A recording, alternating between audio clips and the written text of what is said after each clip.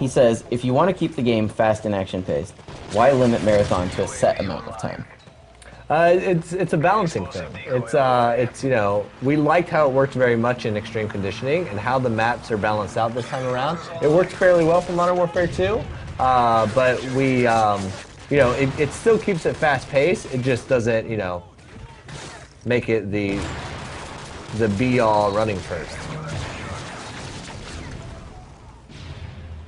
Requires you to have a bit more strategy, especially in things like capture the flag, where Marathon was fairly, you know, fairly powerful in capture the flag in Modern Warfare 2. Where now it requires you to also have that speed, but also have you rely on fighting as well. Elcon, you're going to get a copy of Modern Warfare 3 for the platform of your choice. We still have 6 copies to give away in the next 20 or so minutes. So the next guy, he has a fantastic name. His name is Soviet Jive Turkey. That's his name. Yeah. Soviet Jive Turkey. Don't get it. He says, what effect does the EMP grenade... Turkey's Jive you. He says, what effect does the EMP grenade have on kill streaks? Examples, deployable turrets, etc.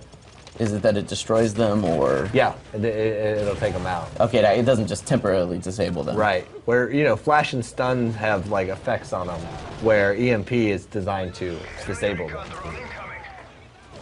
Remember, you can tweet your questions at the Twitter you see below with the hashtag MW3. We're taking questions about anything you've seen today. Single player, multiplayer, spec ops. Right now, we're towards the tail end of a match for, sorry, I'm spacing with the headquarters. Headquarters, right. So what's he using? XM25? Yeah. So see, now here, when he's aimed in, he has to mark a distance. So if he presses left on the left stick, it will mark the distance in which that grenade will be programmed to explode. So this one explodes in the air? Yes, based on the distance that he marks. Yeah, so it will, if somebody's behind a something, right, it will maybe go a meter past and explode down. So it can basically render cover ineffective. Yes, absolutely. But you have to manually laze that distance in multiplayer. Something you don't have to do in a single player. It's the difference between taking the same weapon that was in single player and rebalancing it so it's not overpowered in multiplayer. Yeah, I imagine that's something that's a challenge, right? Are there many weapons that have been changed between multiplayer and single player? Because in single player, you maybe want the player to feel more empowered than you want them to. Well, they have to check them all. So, yeah, I'd say every weapon goes through a rebalancing when it comes to multiplayer, in terms of reload speed and weapon damage and all that stuff.